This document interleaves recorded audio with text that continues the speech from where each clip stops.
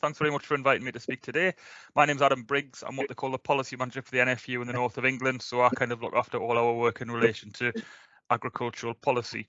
So I was asked to... Sorry to interrupt, Adam. I will add this onto your time. Just want to remind people about your red cards, because I've just heard you say NFU, Adam. Not everyone might know what that means. So can you just explain what that is, please? All right, yeah. So we're basically, I work for the National Farmers Union. So we're not a union in the traditional sense, where essentially we'll go out on strike and stuff like that. We're a trade association. So our role really is to try and represent the industry and present the industry in the best possible light. So do a lot of work with politicians, a lot of work with the supply chain. We'll do a lot of work promoting the industry, talk about what the industry is that's good. And we'll, if the new rules coming in, we'll respond and say, this is why we think it's bad and this is what we need to do to make it better. So in reality, my role really, NFU's role, is to try and make the regulatory and trading environment in which farmers work as good as it possibly can be. So we'll do a lot of work around things like prices and rules and regulations and that sort of stuff. So my role is to oversee all that. And hello? Yeah. So my role really is to oversee all that. And also my background really is very much in environmental policy as well. So that's kind of why I talk quite a bit about climate change. So I was asked today just to say a few words in relation to agriculture in Lancashire, give you a bit of a background to the structure of the industry, and to talk about one or two issues with respect to climate change and some things to consider when you're making your decisions. So just the first point to note, this is a little map here of agriculture, and land by and large is classified. So not all land is the same.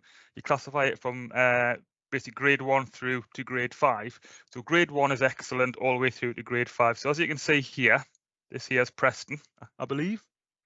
But we've got lots of grade 1 land down here, grade 2 land up here, all the way through to grade 3, grade 4 and grade 5. And the first key thing to recognise about that is what you can do on the land is dictated by how good the land is.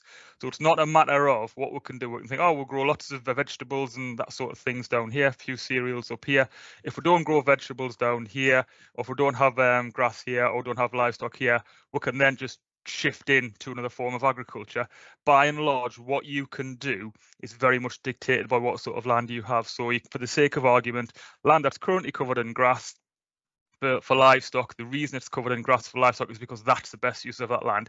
You couldn't, in a situation where I think we're going to stop keeping livestock, we're going to start actually growing cereals or cabbages or cauliflowers on it, because essentially that land isn't good enough to sustain that sort of production.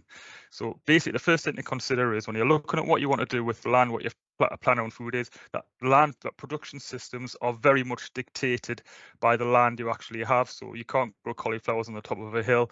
And equally as well, as you'll find that in that light blue area down there, down towards Southport and that sort of area, there's a lot of horticultural production down there.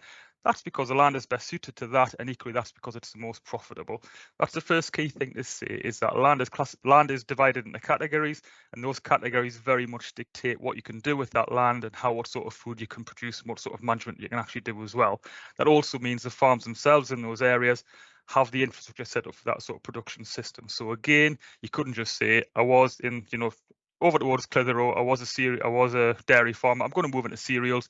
You couldn't just switch over because you haven't got the infrastructure there to allow you to do that, and equally the skills too. And that very much dictates, as you can see, the structure of the industry here in Lancashire. So by and large, in the northwestern Merseyside, it's very much dominated by livestock, dairy, and dairy farming, because the land is very suitable for growing grass, and that's kind of the predominant use. If you got rid of those sort of systems, you couldn't just flick over into different sorts of production systems. You'd have to use the land for something else. So in relation to climate change, maybe going over a little bit of background. You maybe heard this before, but UK agriculture is responsible for between 10 and 11% of UK greenhouse gas emissions. Three main greenhouse gases we're concerned about: methane, which by and large comes from livestock production systems; nitrous oxide, which comes from things like fertilizers; and carbon dioxide, which comes from driving tractors and things like that. So agriculture has worked very, very hard over since the 1990s to reduce its carbon footprint down. But to be fair, since 2011, things have been fairly modest. But there's a hell of a lot the industry can do to tackle things, particularly methane emissions, which we'll talk about later on, and also nitrous oxide and carbon dioxide emissions. So despite the fact nothing's really moved since 2011, there is a hell of a lot that can be done in the meantime to reduce those emissions down even further. And the other thing to consider about agriculture is our greenhouse gas emissions aren't necessarily the same as other industries. So whereas, essentially the majority of other industries by and large just put greenhouse gases, carbon dioxide, methane and nitrous oxide into the air, the actions of agricultural businesses by growing crops, by growing trees and looking after the land will suck carbon back into the ground. So agriculture and land use is not only producing greenhouse gases, it's actually sequestering, sucking carbon back in.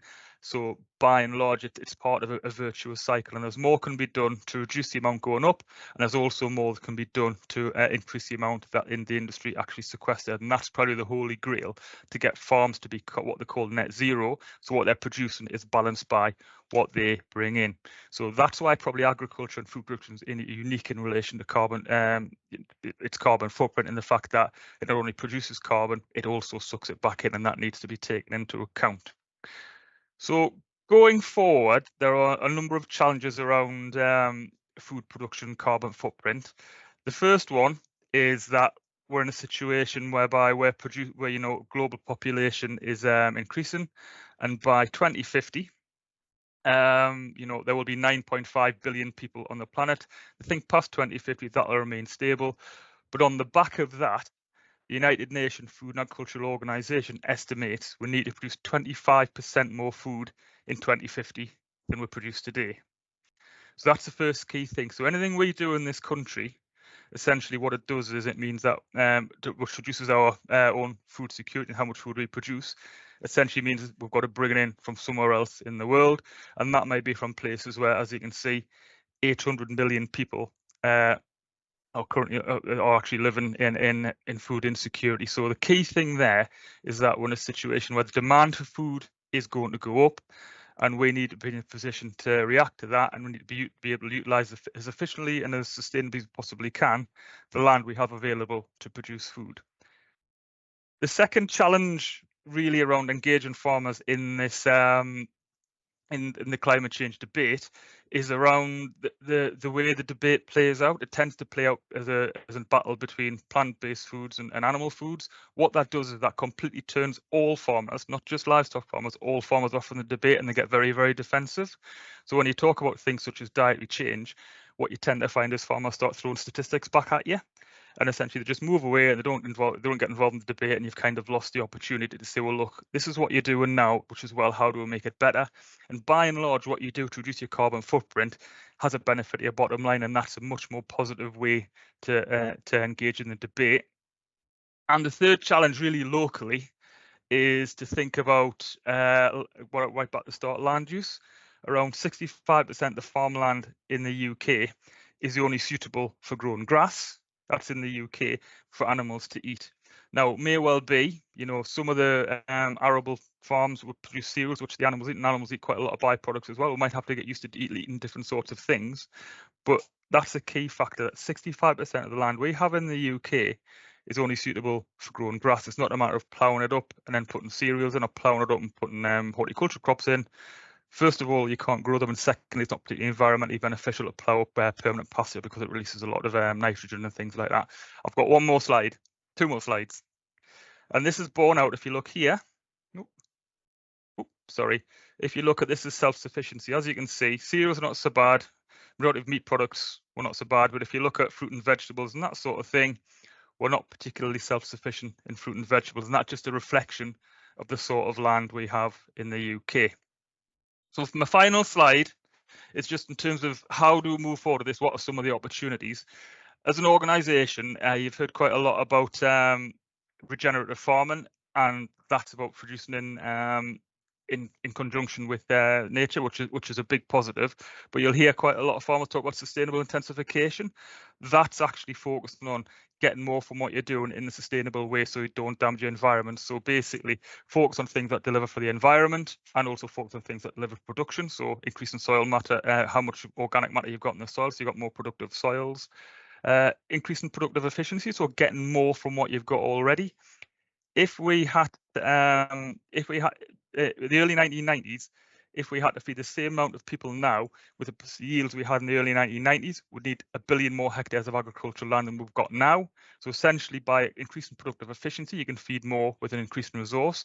I think biotechnology has a huge role to play for increasing yields and things like that, and for getting more from what we've got in a way that doesn't damage the environment as well. So you don't have to use as much pesticide. It's not as they're more resilient to drought and things like that. We can look to focus on local food supply chains as well to bring in food from local areas where possible, with the caveat that we can't grow everything here. And I think there's an opportunity as well to look to sequester as much carbon as we possibly can with the with the farming activity that goes alongside food production too. I'll take a breath now, and I'm going to hand over to Catherine, if that's okay. Brilliant. Thank you very much, Andy.